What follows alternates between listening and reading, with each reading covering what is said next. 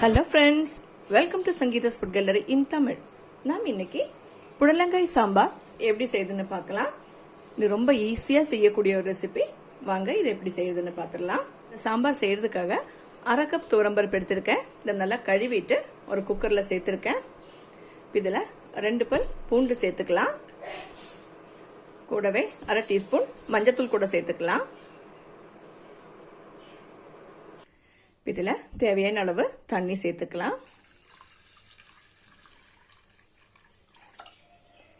குக்கரை க்ளோஸ் பண்ணி வெயிட் போட்டு 3 விசில் வச்சு வேக வச்சிடலாம். இந்த கடாயில் 2 டீஸ்பூன் எண்ணெய் சேர்த்துக்கலாம். இதில் ஒரு பெரிய வெங்காயத்தை கட் பண்ணி வச்சிருக்கேன், இதை சேர்த்துக்கலாம். இதை வணக்கிக்கலாம்.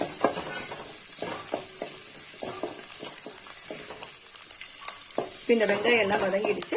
இதுல 2 தக்காளி பழத்தை கட் பண்ணி வச்சிருக்கேன், இதையும் சேர்த்துக்கலாம்.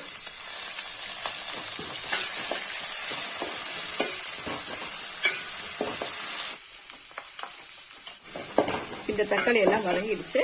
அடுப்பை சிம் பண்ணி வச்சுக்கலாம். இதுல 2 டீஸ்பூன் மல்லித்தூள் சேர்த்துக்கலாம். 1 டீஸ்பூன் மிளகாத்தூள் சேர்த்துக்கலாம். இதை வணக்கிக்கலாம். இந்த மிளகாத்தூள் மல்லித்தூளுக்கு பதிலாக உங்ககிட்ட சாம்பார் தூள் இருந்தா சாம்பார் தூள் சேர்த்துக்கோங்க. இதெல்லாம் வணக்கியாச்சு. இதுல நம்ம கட் பண்ணி வச்சிருக்கிற புடலங்காய் சேர்த்துடலாம். இதையும் சேர்த்து வணக்கிக்கலாம்.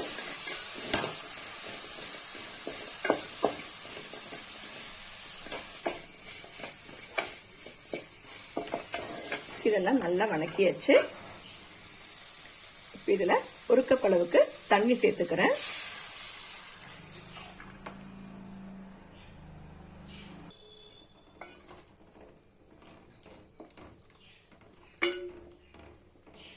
இதை வேக விட்டுடலாம்.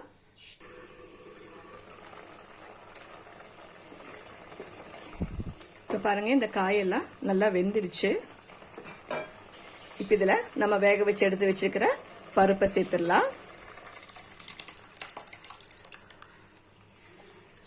கலந்துடலாம்.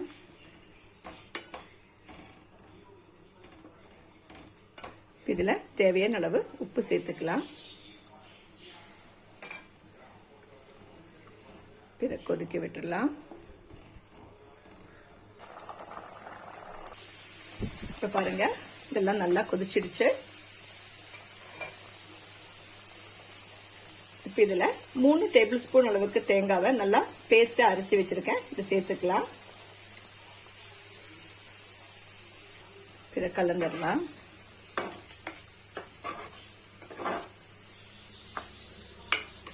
இதெல்லாம் நல்லா கலந்தாச்சு.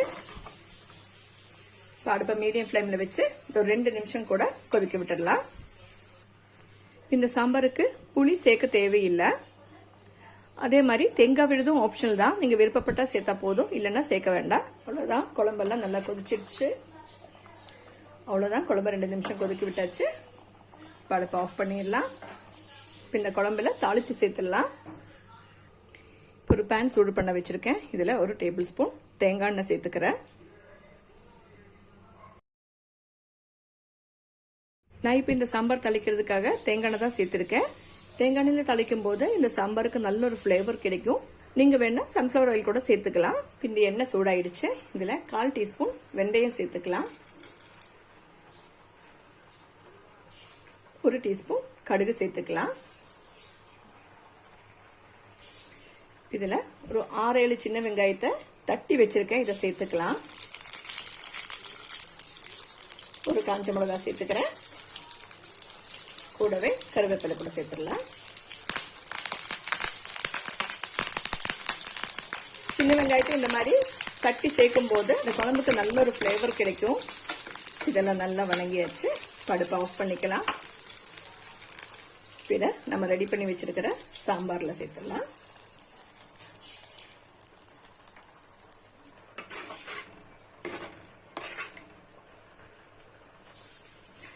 இதுக்கு மேல கொஞ்சம் மல்லித்தலை கூட சேர்த்துக்கலாம். அவ்வளோதான் பாருங்க, சூப்பர் டேஸ்ட்ல ஈஸியாக செய்யக்கூடிய புடலங்காய் சாம்பார் ரெடி ஆயிடுச்சு. நீங்களும் இந்த ரெசிபியை ட்ரை பண்ணி பாருங்க. உங்களுக்கு பிடிச்சிருந்தா லைக் பண்ணுங்க, ஷேர் பண்ணுங்க, கமெண்ட் பண்ணுங்க. என்னோட சேனலை சப்ஸ்கிரைப் பண்ணுங்க. தேங்க்ஸ் ஃபார் வாட்சிங்.